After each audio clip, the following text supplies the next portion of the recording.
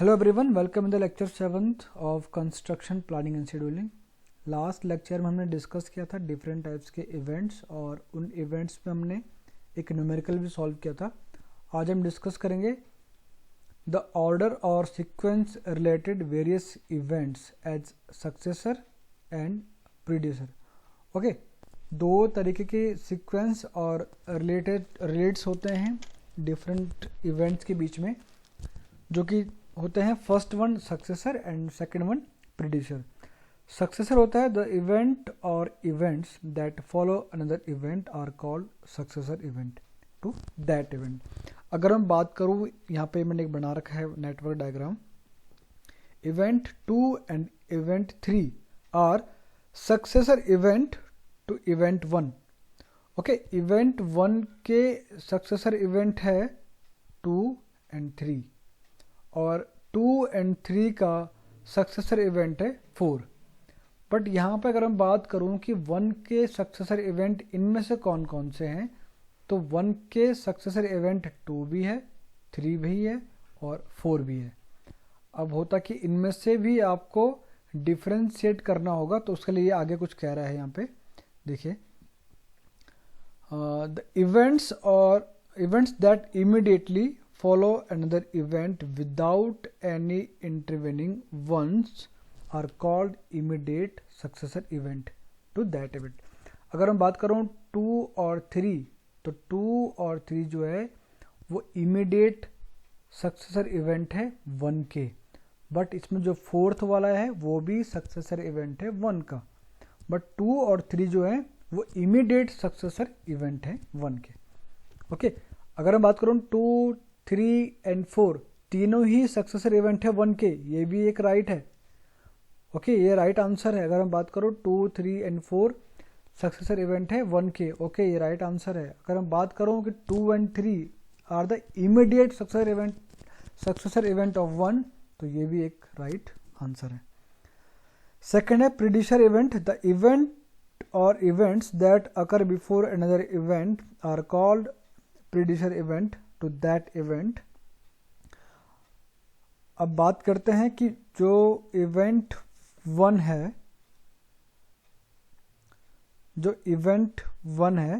वो प्रीडियूसर इवेंट है 2 एंड 3 का। ओके, 2 एंड 3 का प्रीडियूसर इवेंट 1 है। जब 1 कंप्लीट होगा उसके बाद ही 2 और 3 कंप्लीट होंगे। जब 2 और 3 कंप्लीट होगा, जब 2 एंड 3 कंप्लीट होंगे उसके बाद ही 4th वाला इवेंट कंप्लीट होगा। तो 2 and 3 are the predecessor event to 4। Okay, predecessor event फिर 4 के हैं, वो 1 भी है, 2 भी है और 3 भी है। बट अगर बात करूँ मैं इमीडिएट प्रीडियूसर इवेंट, तो वो होंगे 2 और 3, ये इमीडिएट वाले हैं। और अगर मैं बात करूँ पूरे इन तीनों की, तो 1, 2 एंड 3 तीनों ही है प्रीडियूसर इवेंट 4 के। ओके, डन, समझ में आ गया होगा आपको। यहाँ पे हम इसको एक एग्जांपल भी सॉल्व कर लेते हैं। एक नया यहाँ पे एग्जांपल दे रहा है ये। इस एग्जांपल में कह रहा है कि event 2, 3, 4 and 5 are successor event to events 1। तो इसका मैं डायग्राम बना लेता हूँ। ये कह रहा है 2, 3, 4 and 5, 2, 3, 4 and 5 successor event to event 1। Event 2, 3 and 4 are immediate successor event to event 1। यहाँ पे और क्लेरिफाई मैं कर पा रहा हूँ, ठीक है। इमीडिएट इवेंट की इसने बात कर ली है, तो मैं अब डायग्राम बना सकता हूँ। यहाँ पे आपने यहाँ पे 1 लिख दिया। ओके, अब इमीडिएट की बात करते हैं। इमीडिएट में यही निकलेंगे कि ये 2 हो गया, ये 3 हो गया और ये हो गया 4। ये तो हो गए इमीडिएट सक्सेसर इवेंट। ये बात कर रहा है कि 5 भी सक्सेसर इवेंट है 1 का, बट ये आगे निकल के आएगा। अभी इसको मैं एकदम ड्रॉ नहीं कर सकता हूँ, पहले क्वेश्चन पूरा पढ़ते रहेंगे हम। Event 5 is the immediate successor event to event 2, 3 and 4। तो यहाँ पे ये चीज़ क्लियर हो गई और अच्छे से। 2 का भी है, 3 का भी है और 4 का भी है, क्योंकि ये कह रहा है इवेंट 5 जो है वो इमीडिएट सक्सेसर इवेंट है 2, 3 एंड 4 का। तो 2, 3 एंड 4 का जो इवेंट 5 है वो इमीडिएट सक्सेसर इवेंट है, यानी कि इसके जस्ट बाद ही 5 कंप्लीट होना है। Okay, event 1, 2, 3 and 4 are predecessor events to event 5। 1, 2, 3, 4 are predecessor of event 5। Okay, ये तो हो गया, ठीक है, यहाँ पे दिख रहा है ये। और event 2, 3 and 4 are immediate predecessor event to event 5। 2 भी है, 3 भी है, 4 भी है, ये इमीडिएट हैं। ओके, 5 के इमीडिएट प्रीडिशर इवेंट है 5 के। ओके, ये भी ओके हो गया। अभी कुछ कह रहा है, event 1 is immediate predecessor event to 2, 3 and 4। Okay, ये भी है यहाँ पे। जो इवेंट 1 है वो इमीडिएट प्रीडिशर इवेंट है 2 का, 3 का एंड 4 का। ओके, तो इसका जो ये वाला क्वेश्चन जो हमने यहाँ पे सॉल्व किया है, इसका सॉल्यूशन इन्होंने नीचे भी दे रखा है यहाँ पे। ये रहा जो क्वेश्चन अभी सॉल्व किया हूँ ना, उसका आंसर यहाँ पे दे रखा है। अब बात करेंगे एक्टिविटी की। Activity, an activity is the actual performance of a task. It is the work required to complete a specific event. An activity is a recognizable part of a work project that require time and resources, manpower, material, space, facilities, etc. for its completion. Activity ये है कि जो भी activity होगा उसको complete होने में, ये एक्टिविटी है। एक्टिविटी को हम एरो से शो करते हैं। इसको कंप्लीट होने में जो भी इसमें टाइम और रिसोर्सेस लगेगा वो इस एक्टिविटी में पूरा शो होगा। यानी कि एक्टिविटी क्या शो करती है, टाइम और रिसोर्सेस को। यहाँ पे एग्जांपल देते हो, excavation, excavate trench, trench excavate हो रही है तो ये भी एक एक्टिविटी है। मिक्स कंक्रीट, कंक्रीट मिक्स हो रहा है, ओके, एक्टिविटी है। प्रिपेयर स्पेसिफिकेशंस, स्पेसिफिकेशन प्रिपेयर हो रहा है तो एक टाइम लगेगा प्रिपेयर होने में, एक ड्यूरेशन है, ओके, तो ये क्या है, एक्टिविटी है। Assemble parts is the also activity. Lathe installed activity था, लेथ इंस्टॉल्ड एक इवेंट में कन्वर्ट हो गया है। एक इंस्टॉल्ड जहां पे आ गया यानी कि वो कंप्लीशन ऑफ वर्क को शो कर रहा है। और जैसे ही कंप्लीशन ऑफ वर्क ये दिखाता है कोई भी चीज, तो वो एक्टिविटी ना होके वो इवेंट बन जाता है, यानी कि ये एक्टिविटी में कंसिडर नहीं होगा।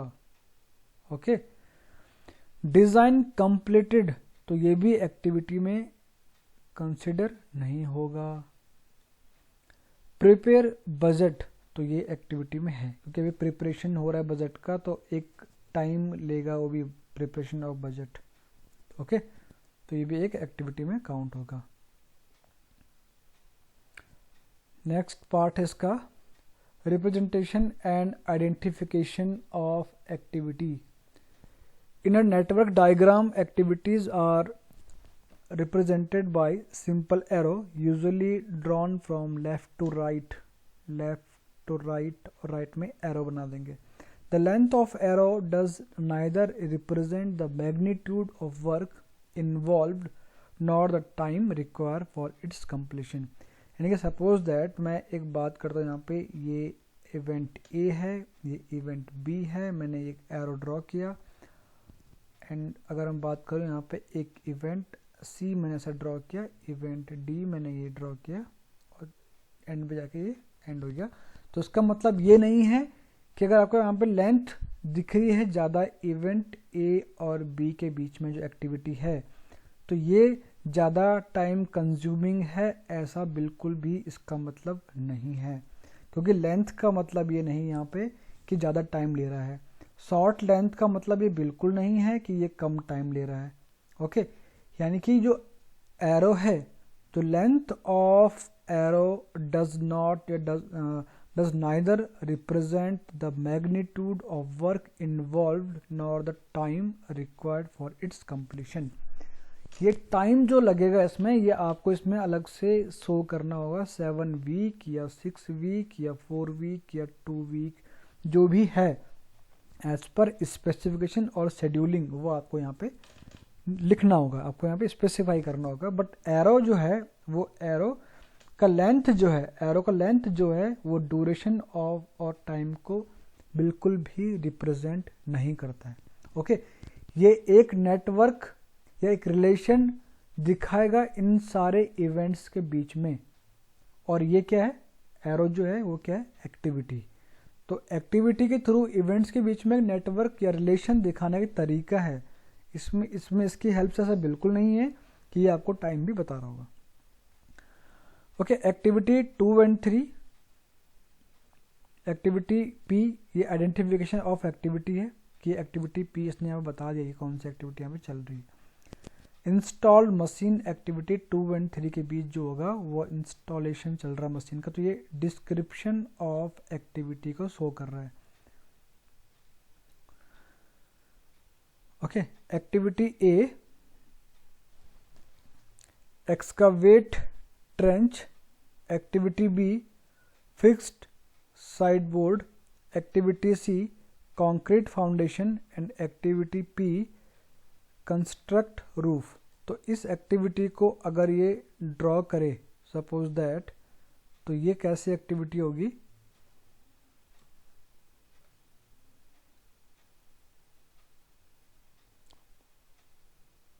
ओके। तो यहां पे एक्टिविटी ए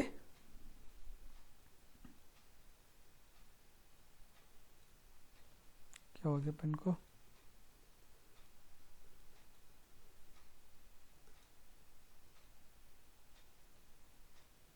एक्टिविटी ए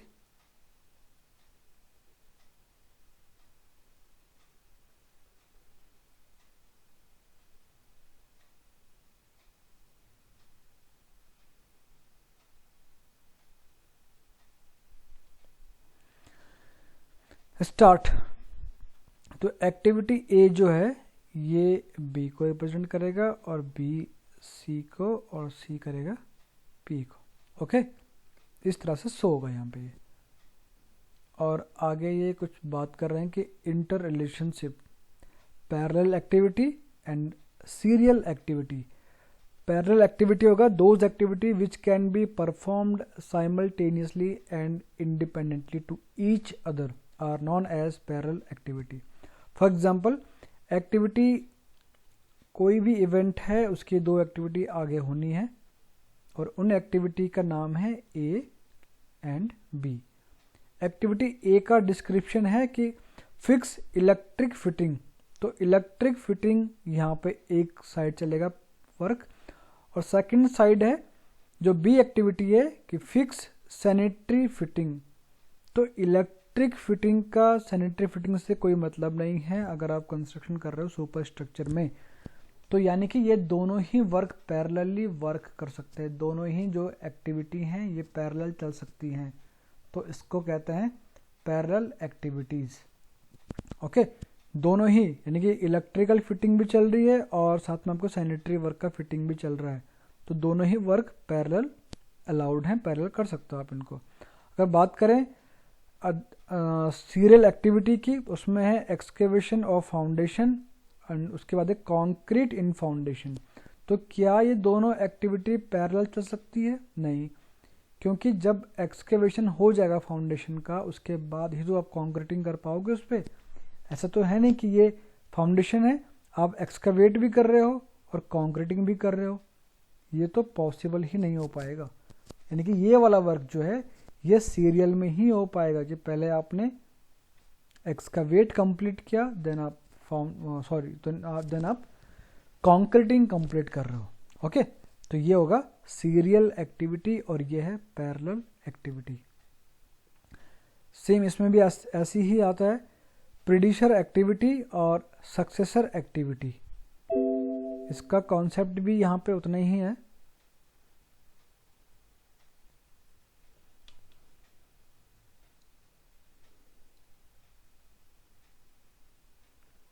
हाँ, इसके बाद आता है प्रीडिसर एक्टिविटी और सक्सेसर एक्टिविटी।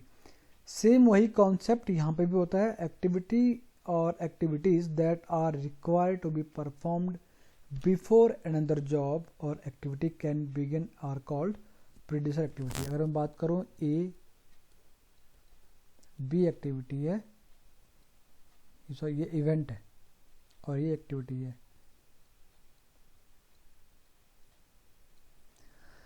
तो इसमें जो ये वाली एक्टिविटी है ये इसका प्रीडिसर एक्टिविटी होगा इस एक्टिविटी के लिए। इस एक्टिविटी के लिए ये वाली एक्टिविटी जो है, अगर मैं इसको लिखूं P और इसको लिखूं Q, तो P एक्टिविटी जो है वो Q एक्टिविटी का प्रीडिसर एक्टिविटी है। ओके, और जो Q एक्टिविटी है वो सक्सेसर एक्टिविटी है P के लिए, और P क्या है, प्रीडिसर एक्टिविटी है Q के लिए, और Q क्या है, सक्सेसर एक्टिविटी है P के लिए। ओके, आगे इसको एक बार देख लेते हैं, एक एग्जाम्पल सॉल्व करते हैं इस पे।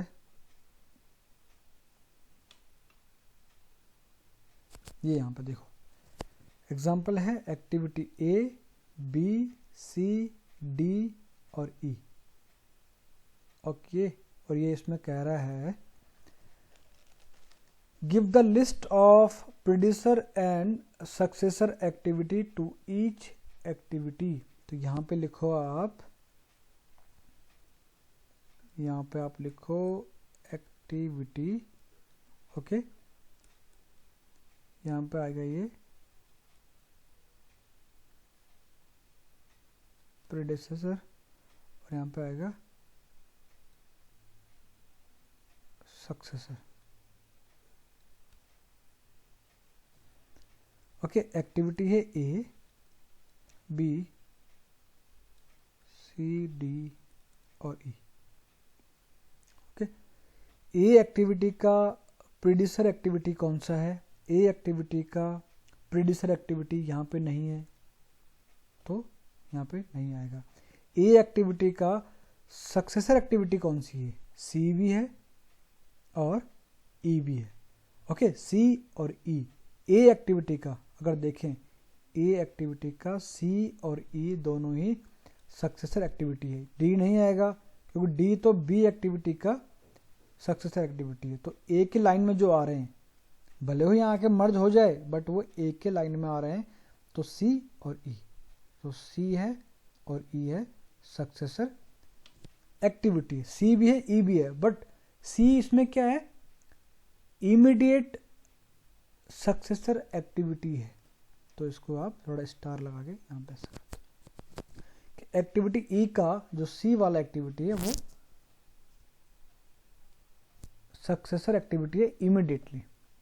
ओके, बी पे आते हैं, बी का प्रीडिसर कोई नहीं है, बी का सक्सेसर डी भी है और ई भी है, डी भी है और ई भी है, तो डी पे आपने स्टार लगा दिया है।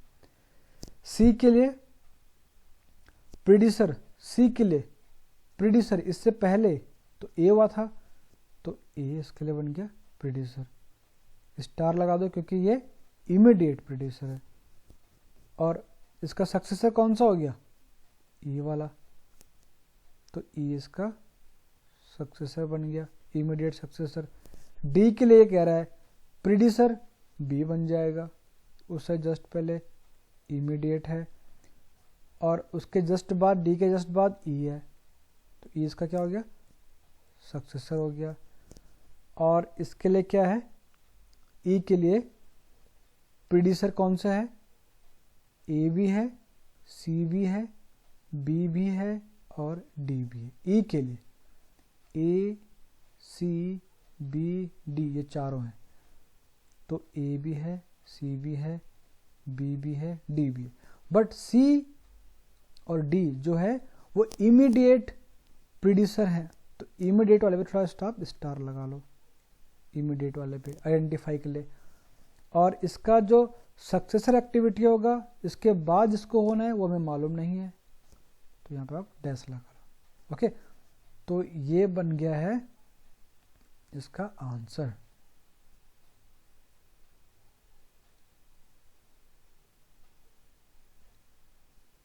तो आपने समझ लिया होगा इसको हमने कैसे सॉल्व किया है। आज हमने सिर्फ पढ़ा है प्रीडिसर और सक्सेसर कैसे आप डिफाइन करोगे क्या होते हैं और कैसे आपने इसको सॉल्व किया। इस एग्जांपल के थ्रू आपने एक समझ भी लिया है। ओके, अगर कोई डाउट्स आपको होते हैं इस सब्जेक्ट में किसी भी टॉपिक को लेके, किसी भी न्यूमेरिकल को लेके, तो प्लीज़ आप व्हाट्सएप ग्रुप में आप वहाँ पे अपने क्वेरी पूछ सकते हो या मुझे ईमेल कर सकते हो, कॉल कर सकते हो। जो भी मोड ऑफ कम्युनिकेशन है आप यूज़ करिए। ओके, तो एक दिन हम इसका ऑनलाइन लेक्चर भी रखेंगे, उसमें जो भी क्वेरीज वगैरह हैं उसको ऑनलाइन हम सॉर्ट आउट करेंगे। ओके, तब तक आप इसको पढ़िए, समझिए। Thank you.